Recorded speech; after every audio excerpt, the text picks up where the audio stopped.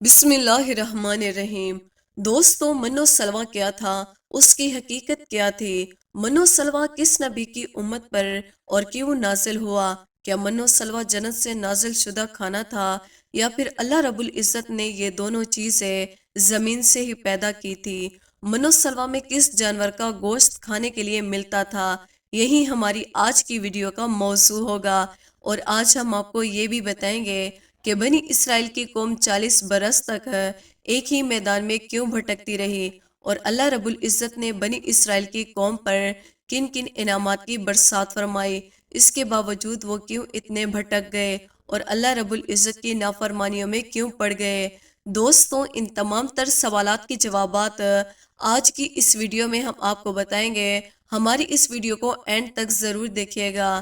دوستو، بنی اسرائیل ایک ایسی قوم گزری ہے کہ جس پر اللہ رب العزت نے بے شمار انبیاء کرام بھیجے، مگر یہ قوم راہ راست پر نہیں آئی اور اللہ رب العزت کی نافرمانیوں میں مشغول رہی۔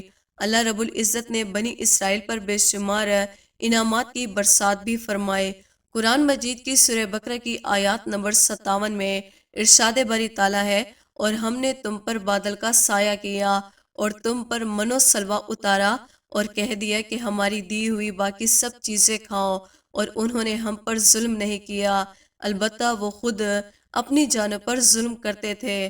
دوستو، جب فرعون دریائے نیل میں غرق ہو گیا تو اللہ رب العزت نے بنی اسرائیل کو حکم فرمایا کہ قوم عمالقہ سے جنگ کر کے ملک شام کو آزاد کروا۔ چونکہ یہ قوم نہایت ظالم اور جنگ کی ماہر تھی، اس کے باوجود 49 لاکھ بنی اسرائیل نے جنگ سے انکار کر دیا، اور اس نافرمانی کی یہ سزا ملی کہ وہ 40 سال تک 27 میل کے رقبے پر مشتمل ایک ہی میدان میں بھٹکتے رہے۔ وہ لوگ سامان اٹھا کر سارا دن چلنے کے بعد رات ایک جگہ پر پہنچ جاتے، اور جب صبح ہوتی تو وہ وہیں موجود ہوتے جہاں سے چلے تھے۔ اس جگہ کو میدان دیا یعنی بھٹکے پھرنے کی جگہ کہا جاتا ہے۔ دوستو، اللہ کے پیغمبر حضرت موسیٰ علیہ السلام اسی میدان میں تشریف فرما تھے۔ میدان دیا میں ہونے والی عطائیں حضرت موسیٰ علیہ السلام کی دعا سے بنی اسرائیل پر اللہ رب العزت نے اس میدان میں بے شمار انعامات اور عطائیں نازل فرمائی۔ بنی اسرائیل کے کھانے کے لیے ہفتے کے دن کے علاوہ روزانہ آسمان سے 2 کھانے اترتے، جنہیں من اور سلوہ کہا گیا۔ سلوہ کے بارے میں مفسرین مختلف اقوال ہے۔ من کے بارے میں صحیح قول یہ ہے کہ یہ ترن جامین کی طرح ایک میٹھی چیز ہے جو روزانہ صبح صادق سے طلوع آفتاب تک ہر شخص کے لیے ایک سا یعنی تقریباً 4 کلو کے بقدر اترتی، اور لوگ اس کو چادروں میں لے کر دن بھر کھاتے رہتے۔ دوستو، بعض مفسرین کے نزدیک من سے مراد وہ تمام چیزیں ہیں جو اللہ رب العزت نے اپنے بندوں کو کسی بھی مشقت اور کاشتکاری کے بغیر عطا کی گئی، ان پر احسان فرمایا۔ اور سلوہ کے بارے میں صحیح قول یہ ہے کہ یہ ایک چھوٹا سا پرندہ تھا، اور اس کے بارے میں ایک قول یہ بھی ہے کہ یہ پرندہ بھنا ہوا بنی اسرائیل کے پاس آتا، اور ایک قول یہ بھی ہے کہ جنوبی ہوا اس پرندے کو لاتی اور بنی اسرائیل اس کا شکار کر کے کھاتے۔ اللہ رب العزت نے قرآن مجید میں ارشاد فرمایا، اور ہم نے تم پر بادل کا سایہ کیا اور تم پر من و سلوہ اتارا اور کہہ دیا کہ ہماری دی ہوئی پاکیزہ چیزیں کھاؤ، اور انہوں نے ہم پر ظلم نہیں کیا، البتہ وہ خود اپنی جانوں پر ظلم کرتے تھے۔ دوستو، کوہ طور کا ایک سفید پتھر ان کے پاس تھا۔ جب پانی کی حاجت ہوتی تو اللہ کے پیغمبر حضرت موسیٰ علیہ السلام اپنا عصا اس پتھر پر مارتے، اور بنی اسرائیل کے 12 قبیلوں کے لیے اس پتھر میں سے 12 چشمے جاری ہو جاتے۔ یہ وہی عصا تھا جسے حضرت موسیٰ علیہ السلام نے نمرود کے جادوگروں کے سامنے پھینکا تھا، اور اللہ رب العزت نے اس عصا کو ایک اژدہا بنا دیا تھا۔ اسی عصا کی برکت سے اس پتھر میں سے بنی اسرائیل کے 12 قبیلوں کے لیے 12 چشمے اللہ رب العزت جاری فرما دیتا۔ دھوپ سے بچاؤ کے لیے ایک بہت بڑا سفید بادل سارا دن بنی اسرائیل کے لوگوں پر سایہ کرتا۔ رات میں میدان کے بیچ میں ایک نورانی ستون اترتا جس کی روشنی میں وہ لوگ کام کاج کرتے۔ اللہ رب العزت نے ان لوگوں پر اتنی عنایتیں کی کہ ان کے بال اور ناخن تک نہیں بڑھتے تھے، کپڑے پھٹے نہ ہی میلے ہوتے۔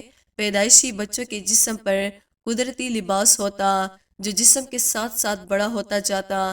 من ایک میٹھی چیز تھی جو فجر کے وقت سے سورج نکلنے تک ہر شخص کے لیے 4 کلو اترتی تھی۔ جب بنی اسرائیل کی یہ میٹھے چیزیں کھا کھا کر اکتا گئے تو انہوں نے آپ علیہ السلام کی بارگاہ میں شکایت کی کہ جس کے بعد ان کے لیے سلوہ اتارا گیا جو ایک بھنا ہوا چھوٹا پرندہ تھا۔ دوستو، بعض مفسرین نے اس پرندے کے حوالے سے لکھا ہے کہ یہ ایک تتر تھا اور بعض نے لکھا ہے کہ یہ بٹیر تھا۔ دوستو، من و سلوہ کے حوالے سے روایات میں آتا ہے کہ یہ ایک ایسا کھانا تھا جو انتہائی آسانی سے ہضم ہو جاتا تھا، رنگ اور خوشبو اور ذائقے میں بے مثال تھا، ہر طبیعت و مزاج کے لیے مواقف آتا۔ پھر اللہ رب العزت نے بنی اسرائیل کو نافرمانی کی سزا دی، چونکہ حضرت موسیٰ علیہ السلام کا حکم تھا کہ کھانا روز کا روز کھا لیا جائے، سوائے جمعے کے کل کے لیے بچا کر نہ رکھا جائے کہ ہفتے کو من و سلوہ حاصل نہیں ہوتا۔ مگر بعض ضعیف لوگوں کو یہ ڈر لگنے لگا کہ اگر کسی دن من و سلوہ نہ اترا تو ہم لوگ اس بیابان چٹل میدان میں بھوکے مر جائیں گے، چنانچہ ان لوگوں نے کچھ چھپا کر کل کے لیے رکھ لیا۔ تو نبی کریم صلی اللہ علیہ وآلہ وسلم نے اس حوالے سے بڑی تفصیل سے بیان فرمایا کہ اللہ کے پیغمبر حضرت موسیٰ علیہ السلام کی اس نافرمانی سے ایسی نحوست پھیل گئی کہ جو کچھ لوگوں نے کل کے لیے جمع کیا تھا وہ سب سڑ گیا اور آئندہ کے لیے اس کا اترنا بند ہو گیا۔